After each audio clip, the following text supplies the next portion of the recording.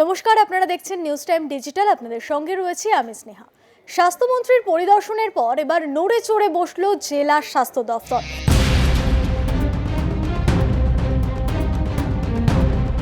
নন্দীগ্রামের 28টি diagnostic centre ইতিমধ্যেই বন্ধের নোটিশ দেওয়া হয়েছে।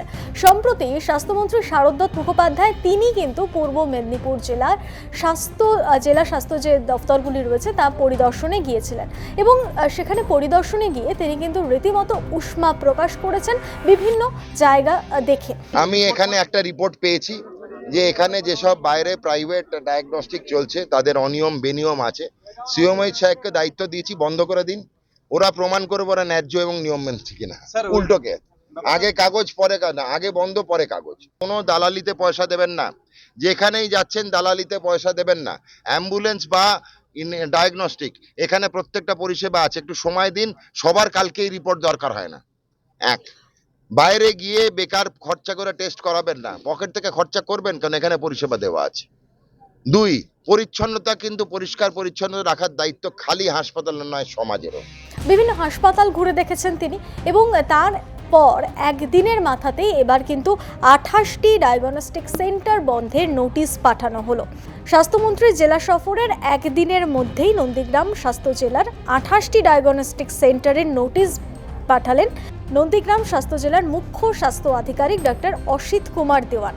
তিনি সাংবাদিক বৈঠক করে জানিয়েছেন যে গত কয়েক মাস আগেই নন্দীগ্রাম স্বাস্থ্য জেলার ডায়াগনস্টিক সেন্টারগুলি পরিদর্শন করে অবৈধভাবে চালানোর কারণে বন্ধ করে দেওয়া হয়।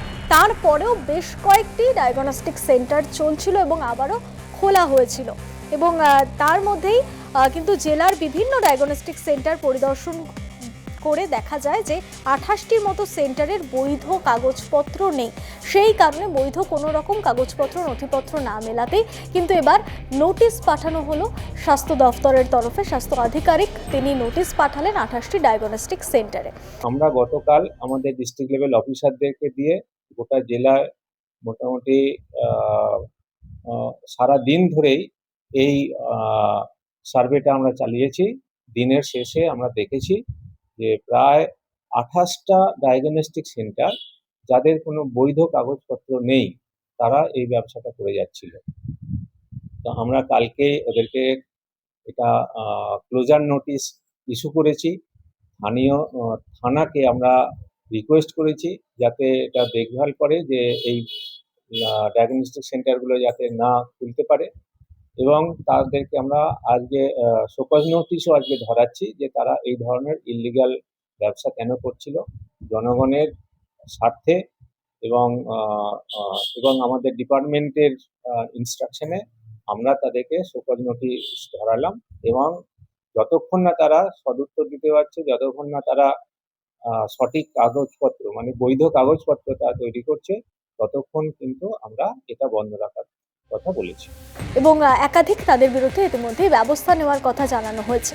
এ ধরনের আরও খবর দেখতে আপনারা দেখতে থাকুন নিউজ টাইম ডিজিটাল এবং সাবস্ক্রাইব করুন নিউজ টাইম ডিজিটালকে।